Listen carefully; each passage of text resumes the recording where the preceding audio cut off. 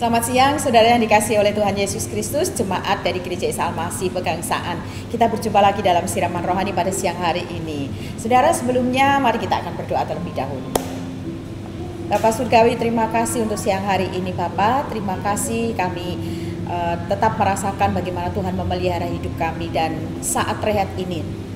Baik untuk jemaat Tuhan yang siang ini rehat dan mendengarkan siraman rohani ini, ataupun di dalam istirahat malam, kami percaya Tuhan yang menyertai jemaat-Mu dan Tuhan menyertai kami semua di dalam merenungkan firman-Mu. Dalam nama Tuhan Yesus Kristus kami sambut berkat firman Tuhan hari ini. Haleluya, amin.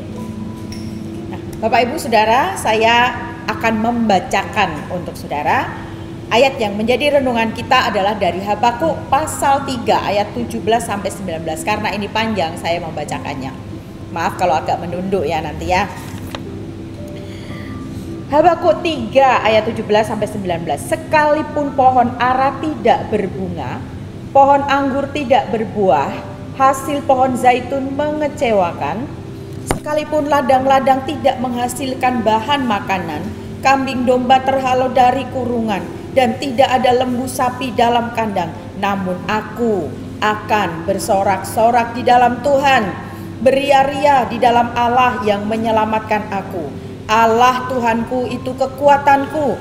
Ia membuat kakiku seperti kaki rusa. Ia membiarkan aku berjejak di bukit-bukitku untuk pemimpin biduan dengan permainan kecapi. Saudara, George Frederick Watts adalah seorang pelukis yang mulai terkenal namanya ketika dia menuangkan karyanya itu bernama lukisan alegoris, saudara. Yang terkenal itu adalah hope, saudara, harapan. Di dalam lukisannya itu, dia menggambar seorang wanita yang memegang kecapi dan tinggal satu tali.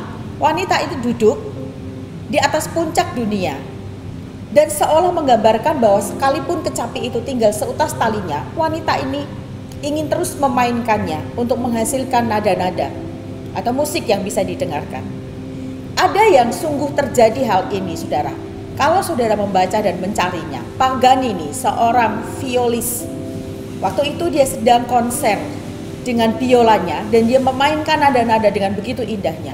Tetapi tiba-tiba satu persatu senar daripada biolanya itu putus dan tinggal hanya satu senar. Dan apa yang dilakukannya? Dia tidak kehilangan harapan. Dengan satu itu dia berusaha untuk menciptakan sebuah nada. Dan justru dengan satu tali itu tercipta nada-nada yang membuat orang begitu takjub.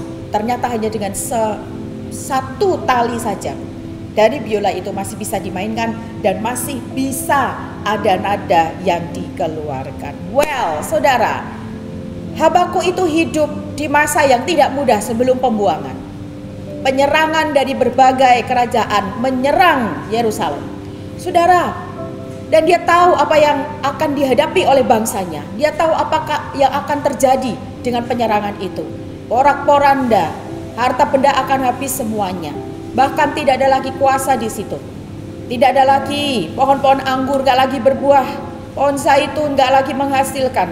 Ladang-ladang akan terampas dan tidak ada makanan yang dinikmati, yang akan bisa dikonsumsi. Kambing domba terhalau dari kurungan. Tidak ada lembu sapi dalam kandang. Itu diteriakkan oleh Habakuk. Tetapi menutup daripada ayat itu, pasal 3 itu, menutup seruan keluhan keluh kesahnya. Dia mengatakan, namun aku akan bersorak-sorak di dalam Tuhan, beria-ria di dalam Allah yang menyelamatkan aku.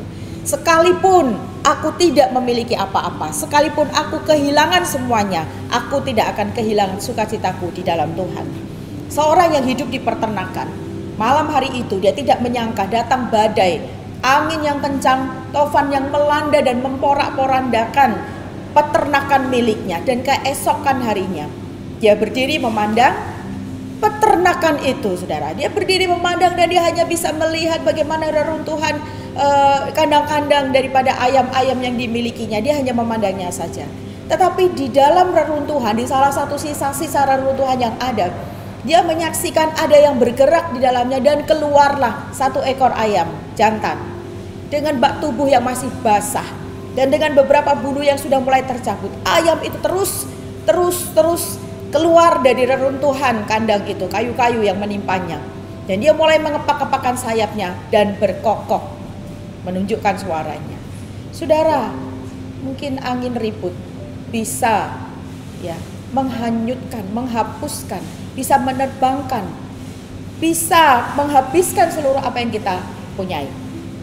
Wow, saudara, ketika segala sesuatu itu pergi, saudara, ketika segala sesuatu yang kita miliki gak ada lagi, ketika kita berada dalam posisi, dalam situasi, dalam kondisi gak punya apa-apa lagi, saudara, kiranya kita tetap memiliki dan tetap ingat bahwa kita masih punya Kristus, kita masih punya Tuhan. Mungkin kekuatan kita hilang lenyap karena sakit penyakit, harta benda kita hilang lenyap karena kita menderita kerugian. Saudara-saudara, family, orang-orang yang dulu datang mendekat ketika kita masih ada, tetapi ketika kita menjadi orang gak punya, kita ditinggalkan. Tapi ingat saudara, Tuhan tidak pernah meninggalkan kita. Masih ada Tuhan, karena kita masih punya Tuhan. Yehezkiel pasal 34 ayat 31, saudara.